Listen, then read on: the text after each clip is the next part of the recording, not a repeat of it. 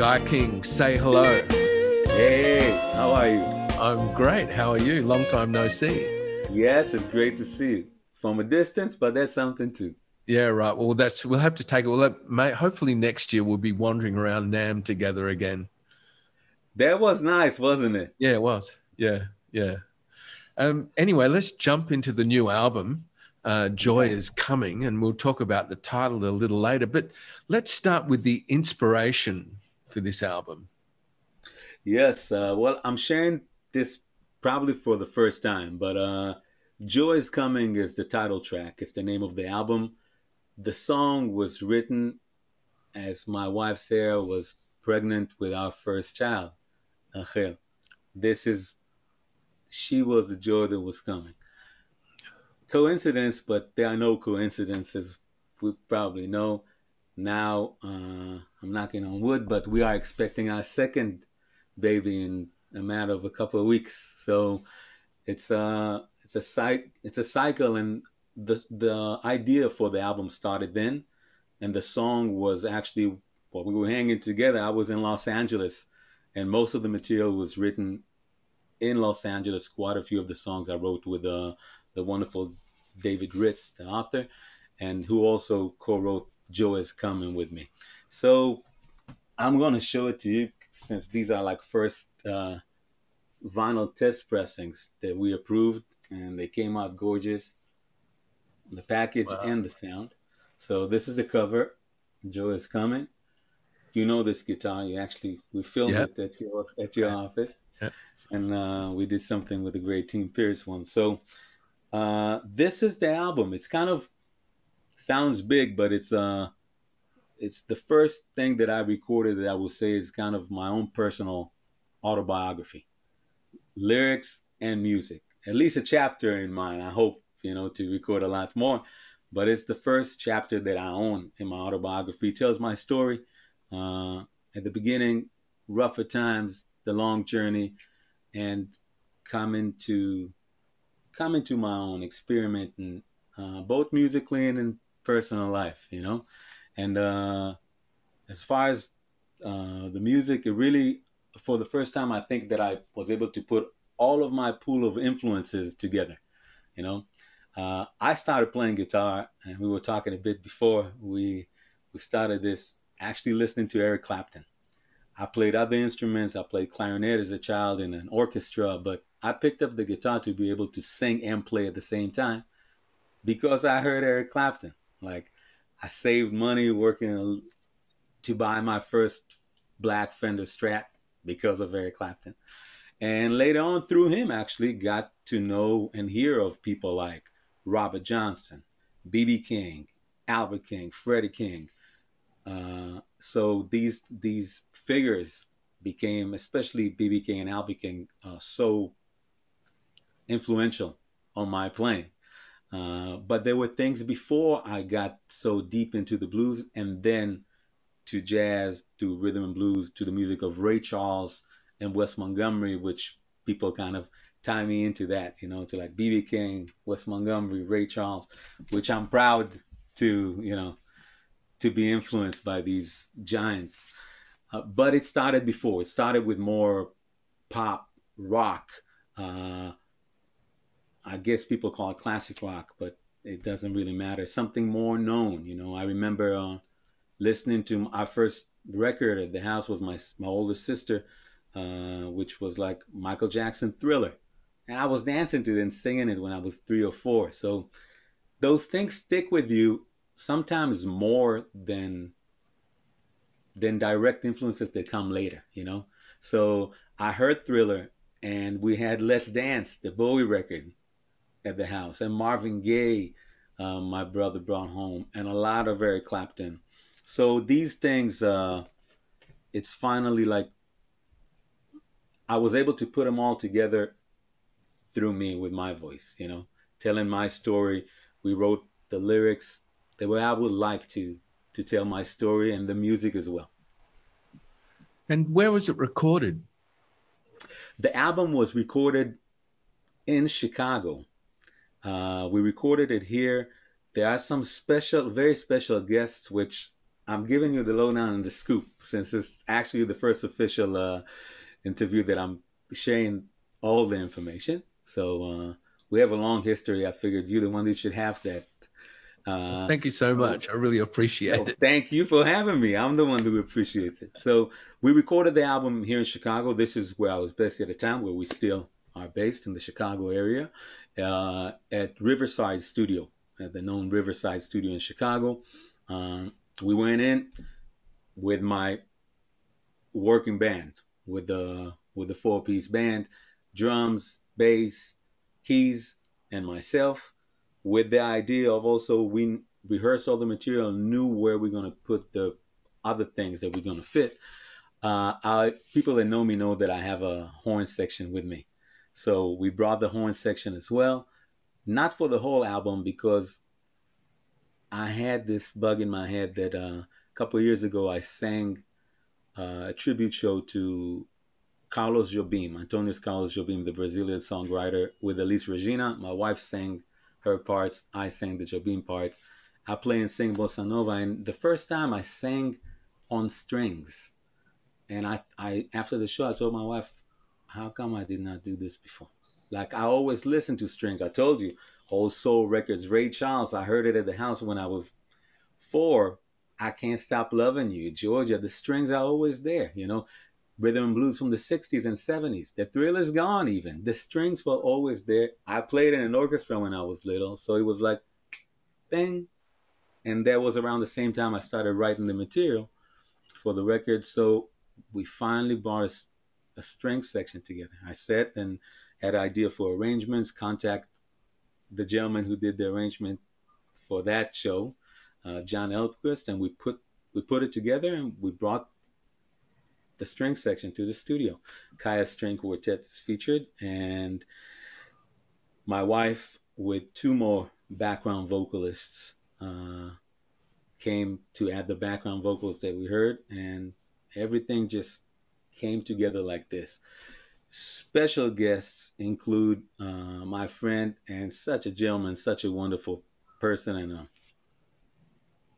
don't have enough words for the way he plays. Joe Bonamassa is on the record, and we are going at it for a song that will be the first single of the album that we release at the end of April.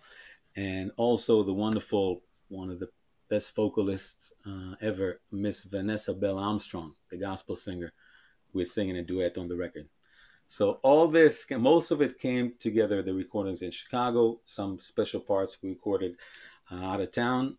And the mixing part was special because I flew to LA and we mixed the record in Los Angeles. Another gentleman that you will know, a good friend, a great guitarist, producer, studio owner. I got together with Josh Smith. We were on the phone, and we got together at his studio with Alan Hertz, and we worked on mixing the record, and we completed it there. So then they mastered it. We mastered it in LA during the quarantine too, so I wasn't able to get to that. But Josh, he's co-producer on the record, and he took it to the bakery, and Eric Bollinger mastered it in Los Angeles. So the LA connection, you see my shirt, right? Yeah. Through Norman too, is deep on the record. I really conceived a lot of it here on the couch when my wife and then my daughter was sleeping, but a lot of the actual writing and maturing of the material was done when I was making the line from Chicago to LA, and the mixing and mastering was done in Los Angeles. Tell me about the year of COVID, like 2020. Just a brief overview of how it affected you. I mean, it's been terrible, especially on touring musicians like yourself. Yes, it's different. You know, it's that's one way to say it. At first, it was kind of shocking, you know. So I'll tell you that I was with Josh Smith and Alan Hertz at Josh's studio mixing, and everything started happening. I got back from overseas from a tour. We went to Mexico with my family to perform more shows with my wife and daughter. Came back, hit the plane, went to LA to mix the record. So exciting. Bam. My wife calls me. I don't think you should, maybe you should think about coming back. I'm like, what do you mean? We're mixing the record. I can't come back. And we started hearing every day in the studio, this is happening, this is happening.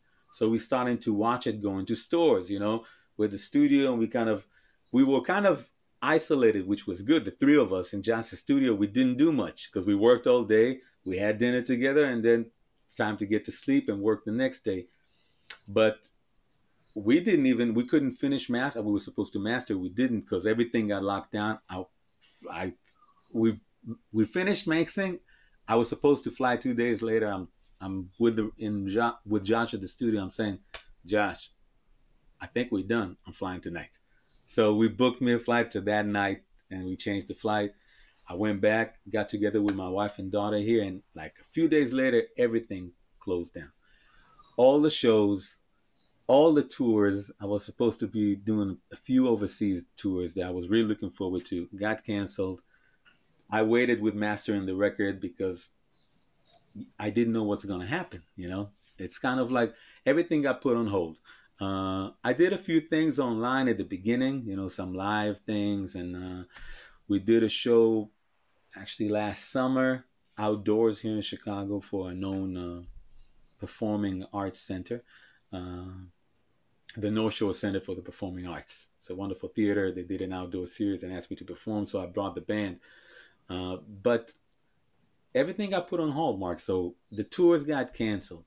My band, like we talk and we're in touch, but it's a weird dynamic, you know. And my wife and I are expecting a baby, so even more we kind of tighten up because it's dangerous and people don't know exactly about the virus. So we wanted to be safe, and we have a little daughter waiting on another one. It's weird. My life has changed.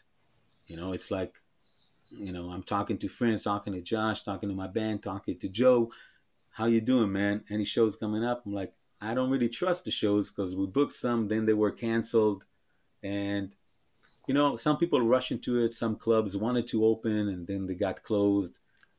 I think music is important, but we have such a great thing of recorded music that it's okay to take a break. That's how I feel. You know, I love to play. You know me. You see the way I feel when I grab a guitar, when I sing, but I don't feel it's the time.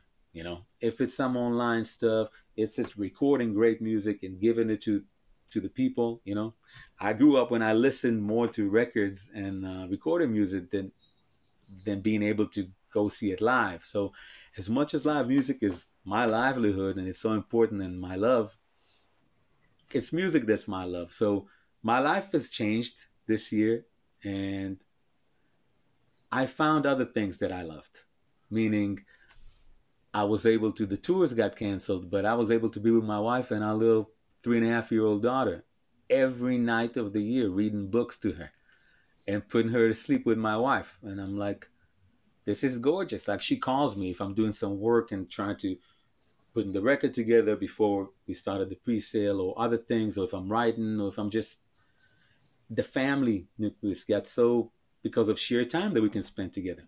And I think it's gorgeous. You know, I love it. So you take the best of what you have. You know, that's how I feel. Yes, my life as a musician have changed this year. Some people say, can't wait for it to come back. It's not a matter of pessimistic or being optimistic. We don't know what's going to happen, right? It's a virus. Things have changed. Some things are better. You know, like you have more time. You are more laid back. I'm a country boy originally. I was born in the country.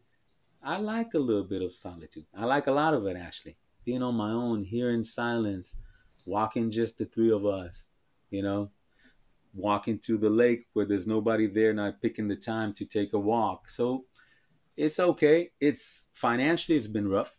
It is rough. I'm thankful that we will be able to do stuff. And I've been doing online lessons and master classes, something I was asked about, but I couldn't do it because of time, and my focus wasn't in it.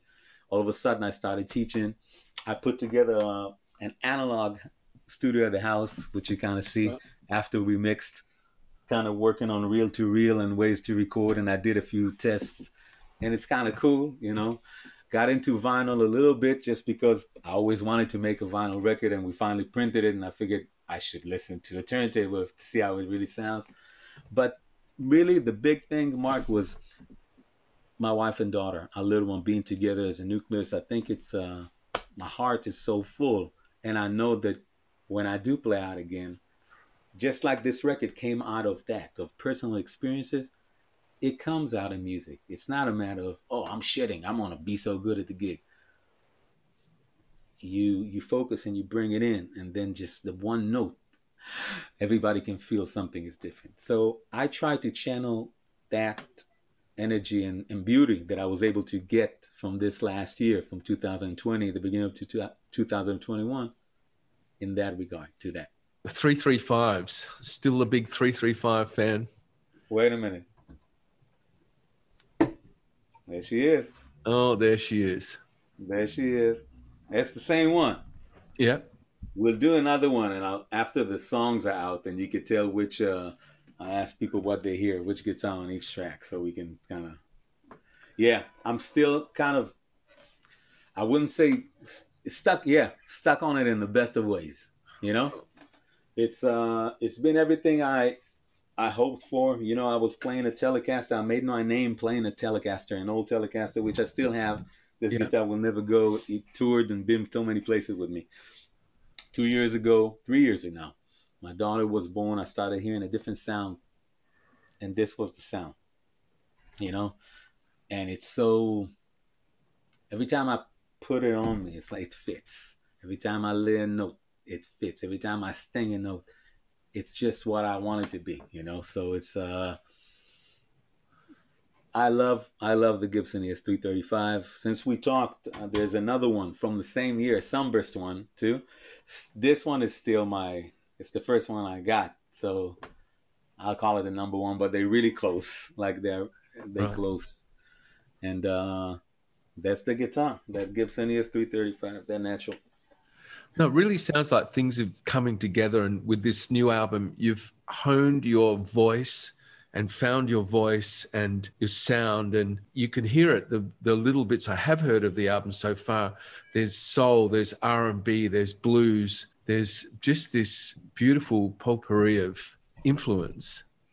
Thank you so much. I'm kind of emotional about this record, but you know, I can't wait to do another one. But this one is like I said, it's my autobiography to today. It's a chapter, and a big chapter of it that I was able to put the way we wanted to into a vinyl album and a CD, the correct length. I feel like I said what I wanted to say. You know what I'm saying? It's a wonderful feeling for a musician, for everyone, or a painter or person, to be able to, in just so many sentences, say what you have to say, the way you meant to say it, with the right feeling I wanted to say it in. And there you go. You have it. And I feel like this record says it. I also feel it for the way my musicians and the musicians play on the record. I would not change it. You understand what I'm saying? It was the correct way. This is the way I want to show you that chapter of my life.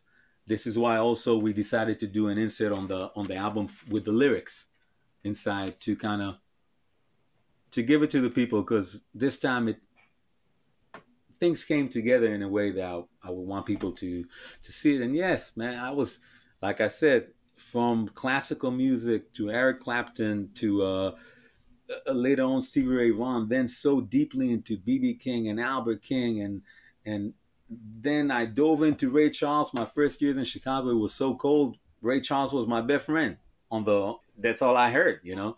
Stevie Wonder and James Brown and Bill Withers and Steely Dan and Sting and Elton John, all the things I heard my whole life, and Dire Straits and Robert Johnson and Wes Montgomery, who kind of, I felt like took me in at a period of my life when I almost stopped playing guitar and started playing piano. And I heard Wes Montgomery and said, wait a minute, this is something I don't really do, but it moves me so much. Let's see if I can get it, and added something else to my craft. So here on this record, and my vocals on the record too, everything came out the way I wanted to share it with my people, you know? So yeah, you have soul and rhythm and blues, definitely. You have jazz elements, you have rock and pop elements on the record, and for some reason my guitar always liked to play some blues. Whatever I do, there's always going to be an element of that. I'm proud of it. That's part of who I am, you know? And where and when is it available? So it's available actually now. We just started the pre-order, the pre-sale process of the record, and this day and age, we thought about something. It's so personal, and I wanted people to get the experience, like the whole package, not just, oh man, that track I got it on Spotify, it's great. Wait a minute, brother, we'll get there, but can you spend 40 minutes with us and like do something else? Put it on. It doesn't have to be at the turntable, because I told you I just got into it. It's fresh. So this is like the deluxe edition because it has the lyrics and everything and the insert. But we got first copies. Wait a minute. I'm not supposed to tell you that it's here, but just to check it out, we got a few copies to approve. So the CD is here too, the little baby of the right. Big baby, and it's just like 40 minutes of joy that we'd like to take you on a journey. And I think this physical thing is kind of brings us to the way what brought me to play music. It wasn't then I heard a tune on something. No, it was a part of something. So it's available on my website. It's guyking.net. They made it. The whole website is new. It's all about the new release. It has samples. You can hear and listen. And you can see certain videos that we're going to update with time as we are progressing towards the release. So pre-order is available there at guyking.net. And we have the vinyl album, the CDs. There's a new t-shirt. There will be the official t-shirt for the record. And also digital downloads. We decided to put the record available to get the whole record to download from me to you. In two formats. One in the highest 24-bit format to get everything, and to the ones that it doesn't speak to that much at high quality MP3 files. And we will give that with the complete digital artwork of the CD with the two. So you can pre-order it now. We're looking at a release date of the end of May, early June, I think the end of May. And the ones who will do the pre-order, we would like to give them a surprise and send it out to them a little bit before we will officially release it. So it's been fantastic talking to you. And with it coming out towards the end of May, here's hoping that in the second half of this year, you can actually get out and tour and get behind this album and be out there playing it live. I'm sure this album is going to be a great success. It's absolutely fantastic. It's so great to talk to you. You too, Mark. Thanks, Guy. Thank you for having me. I appreciate it. Ciao. Looking for something